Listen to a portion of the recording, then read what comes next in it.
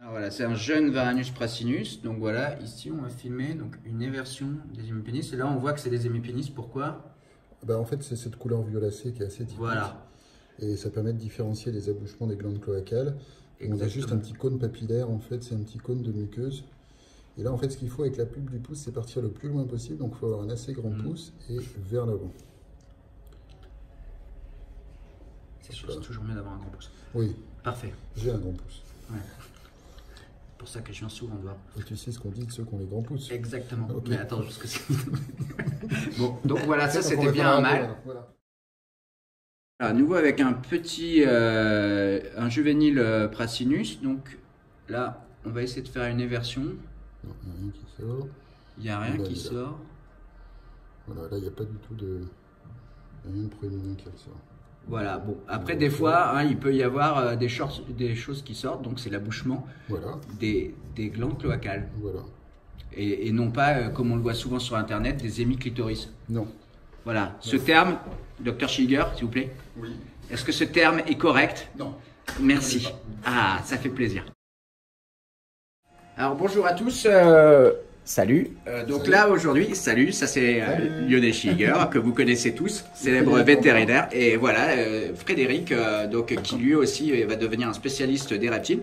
Donc là, on va faire un sexage d'un bébé Varanus prasinus, d'un jeune Varanus prasinus par radio. Donc chez cette espèce, on peut voir la calcification des hémipénis sur une radio. Donc en plus, Lionel a un super équipement puisque c'est une radio numérique. Ouais, c'est ça. Alors tu vois Nico, regarde, ici tu as cette structure blanche là, ça c'est la calcification de l'hémipénis, ici et là. Parfait. Tu vois. Alors que quand tu regardes ici, cette femelle, tu n'as rien du tout. Tu n'as que du tissu mou, c'est-à-dire les muscles de la queue, les vertèbres, et tu n'as pas ce que tu vois ici, les formations osseuses qui sont là et là.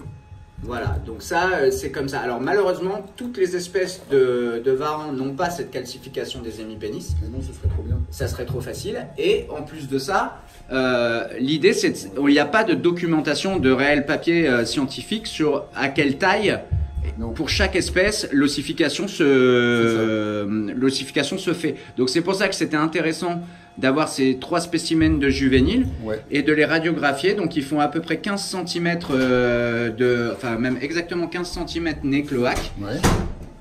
Et le petit mâle par exemple qu'on avait tout à l'heure, il a quel âge? Il fait 19 cm. Donc âge, lui, idée, en âge, je pense qu'il a plus de l'ordre d'1 an. D'accord. Ou 8 mois. Ceux-là sont plus jeunes. Donc là, voilà, c'est la radio. Donc l'avantage, c'est que c'est... Alors normalement on doit mettre des gants. Hein. On va en tôle là. S'il y a des gens de la radioprotection qui voient ça, on va en tôle. Des gants et des slips en plomb. On a ça, les slips en plomb, on les a, mais les gants, on les a. Ouais, c'est vrai. Ah, là c'est trop petit, tu vois, on voit rien. Alors est-ce que c'est une femelle? Et bien écoute, on va faire une écho. Donc là, tu vois, on voit pas du tout de calcification des hémipénis. Voilà, sur ce petit, peut-être présumé mâle, on voit rien du tout. Alors, est-ce que c'est parce qu'il est trop jeune ou est-ce que c'est parce que c'est une femelle au final? Donc maintenant, on va faire la deuxième vérification pour être sûr à 100%. On va faire une échographie. Une échographie. Comme tout à l'heure sur la petite femelle. Comme tout à l'heure sur la petite femelle. Voilà, ça va être parfait. Bon, on va regarder. Nickel. J'ai un doute là sur celui-là.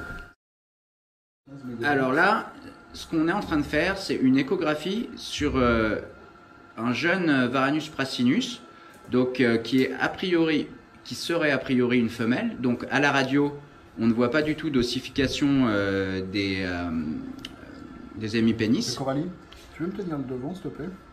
Je vais avoir besoin de ma main droite. Si tu veux me tenir la tête et les pattes avant. Voilà, donc là, on fait une contention douce pour pouvoir faire l'échographie. En fait, ce qu'on cherche à voir, c'est les grappes ovariennes, mais comme c'est une jeune femelle, a priori, on risque de voir juste des petits follicules anécogènes, c'est-à-dire des tout petits ronds noirs. Et on va regarder. Donc voilà, alors le truc, attends, je suis en train de faire une vidéo. Le truc, c'est que à la fois, il faut avoir du bon matériel, donc un échographe qui soit suffisamment précis, mais surtout, il faut savoir le lire. On voit le cœur qui bat ici. Ça c'est le foie, ça c'est la vésicule biliaire.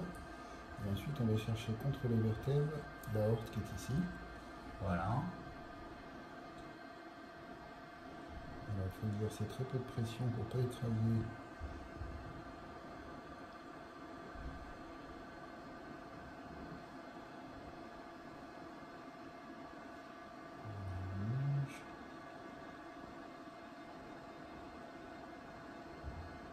Donc alors le gros truc, c'est qu'on peut avoir un échographe, mais surtout il faut être très bon au niveau de la lecture. C'est pas évident de reconnaître les organes, surtout quand c'est sur un tout petit sujet comme ça. Ouais, là c'est pas gros. Et qu'effectivement les follicules sont tout petits, quoi.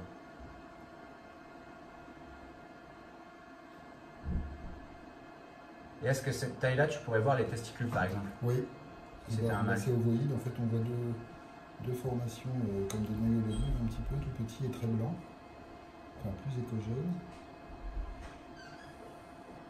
Donc, le fait de ne pas voir de testicules, ça peut permettre de dire que c'est certainement une femelle, mais j'aimerais juste être sûr. Donc là déjà on voit pas de testicules, c'est bon signe. On va passer quoi faire? Non. Hein. Et on va essayer de faire une coupe transversale. Vous voyez l'échographe, c'est comme ça, on le passe, il est passé sur le ventre. Là je suis sur le foie, donc je suis trop loin. Et en même temps, donc, on peut voir sur l'écran ce qui se passe à l'échographie. En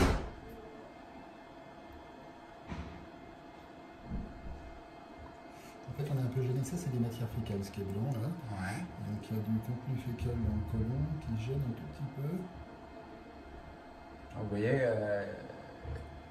le docteur Schillinger est vraiment hyper bon pour les échographies, sans vouloir te flatter, hein, mais il est super fort et il est capable de reconnaître bien tout ce qui se passe à l'intérieur, ce qui est franchement pas évident, quoi. Surtout sur des bêtes de cette taille-là, des toutes petites bestioles. On va insister, alors je vais essayer de bomber un petit peu, voilà, comme ça, tu vois, bomber un petit peu, un peu moins.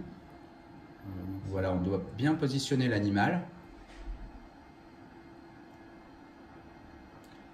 pour pouvoir lire correctement. Vous voyez, effectivement, quand on n'est pas formé, on voit le truc et on comprend rien du tout, hein. Moi, je serais absolument incapable de le faire. Parce qu'en fait, tu vois, ça, c'est 1 cm. Voilà, on a qu'en fait, on a un animal qui a 1 cm d'épaisseur. Donc, en fait, on essaie de trouver des structures anatomiques dans quelque chose qui est vraiment comme ça. Voilà. Donc, c'est pas évident parce que le cœur, on le voit bien parce qu'il est assez gros et il bat. Pour le reste. Donc, ça demande beaucoup de pratique. Moi, j'avais regardé pas mal de vidéos pour les pitons et tout à l'époque. Ouais. Moi, je n'ai jamais acheté d'échographe au final. Mais oui, c'était super intéressant. Je montré ça, une vidéo américaine. Ouais, j'avais ramené un DVD des États-Unis, je me rappelle. Exactement. Il était assez intéressant. Ouais. Mais c'est vrai que c'est super. Quand je travaillais avec Tracy Barker au Texas, elle avait ça et elle le faisait tout le temps sur ses femelles boa et pitons et tout. Et du coup, elle tapait tout le temps dans le mille, quoi. Femelle. Alors attends, bouge pas, tu bouges pas, Coralie. Attends, je vais friser. Voilà. Ça, c'est un follicule ovarien. Le rond noir que là. Voilà, bah vous voyez, faut le savoir, quoi. C'est tout. Il faut s'appeler Lionel Schillinger. Moi, j'en ai chopé un là, tu vois, frère. Un follicule contre la heurte. Voilà, donc on est sûr maintenant. Ouais, avec la radio et l'écho, on sait que c'est une femelle. On sait que c'est une femelle, donc on a une petite demoiselle. Voilà, donc c'était un exemple de sexage de Varanus prasinus par échographie. Voilà, bon, on va faire le troisième. Par le fameux docteur Schillinger. Salut docteur. Tu rigoles ou quoi?